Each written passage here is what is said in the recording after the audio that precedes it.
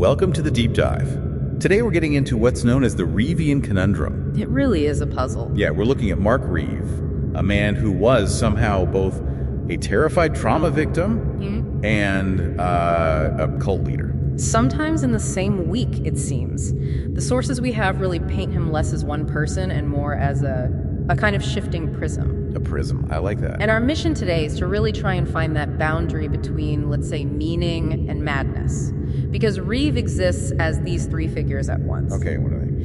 You have the vulnerable victim, the cult tyrant, and the really profound, obsessed esotericist. We need to unpack that for you. All right, let's start with that duality then. The first figure, Reeve as the sensitive and the victim. Right. Because before his later reputation, the early accounts show him as just genuinely terrified, almost like prey. That account from St. Mary's Ruins is chilling. He goes there as an investigator and he gives up. He surrenders to it. He describes himself as a passive vessel for the dead.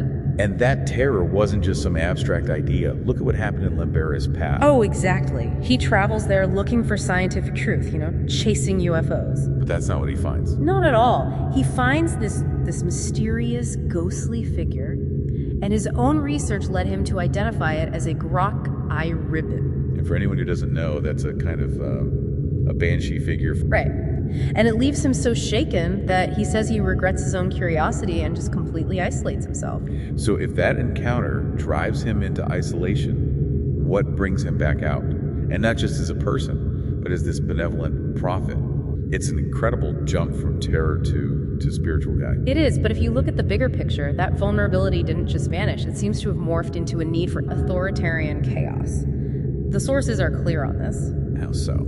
Any risk, it was all determined solely by his unpredictable whims. So you couldn't predict his actions? Not at all. Traditional intelligence analysis it completely failed when they tried to apply it to him. So a victim of the supernatural in the real world. Let's talk about the engine for all this. His mind. He was also this willing outsider. And a fierce satirist. That poetry collection of his, Pro-Leave, it's not really about politics, is it? No, not in the way you'd think. He's using the concept of leaving as a springboard to reject everything, all societal constraints. He's trying to leave reality itself. And he had this dark, biting sense of humor. Oh, absolutely. He's just mocking artistic pretension. It's like he saw himself as the only one who got the joke. But his real obsession was complexity. Ciphers, codes, numerology. He genuinely saw reality as a manipulated vortex. He thought everything was a code to be broken. Everything. Or it's a self-referential system. So he wasn't just hiding information, he was trying to build a whole new layer of reality that only he could see. A whole network just to document his lore and run the calculations. It must have been exhausting just being near him. It all just comes back to that paradox. A man searching for scientific UFOs. Who gets driven into isolation by spiritual ghosts. A poet of total radical freedom. Obedience.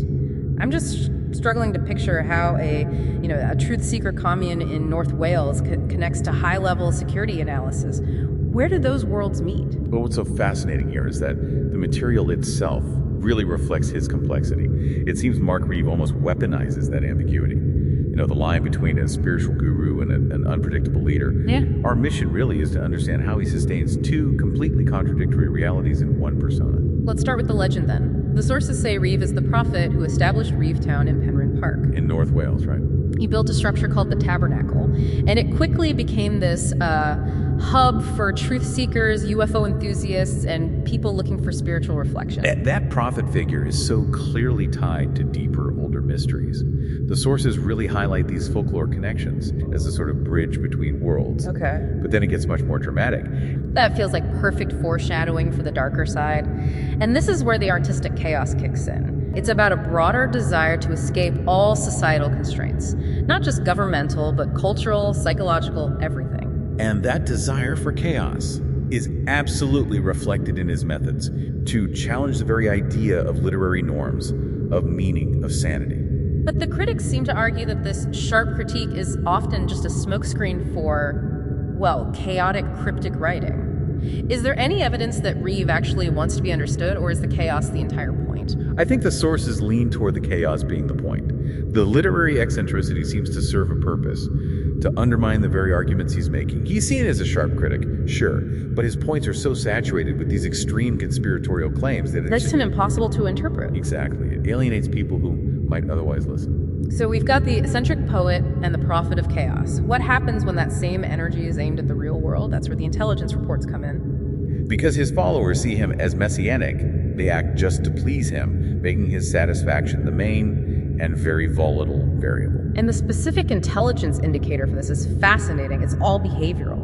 It says effective assessment requires monitoring sudden shifts in what the group is doing. And that indicator isn't just about hobbies, it's a proxy signal. The sources suggest that time spent on spiritual reflection is seen as low risk. But organizing for action, that requires a shift to physical readiness. So if we connect this all to the bigger picture, the sources really demand that you, the listener, hold two completely different realities about this guy at the same time. A keeper of esoteric knowledge. And the volatile leader of a group defining influence when a figure's reach spans from ancient Welsh folklore And complex poetry. all the way to these modern high alert security reports. Here's a final thought for you to chew on. Consider the spectrum here. On one end, you have the esoteric audio projects Reeve helped with, which were literally designed to create psychological discomfort. And on the other end, The very business-like venture of the online oracle. It offers answers from psychic adepts for a firm $25 with a strict no-refund policy. So what does it take for one person to operate credibly across such vastly different, contradictory realities?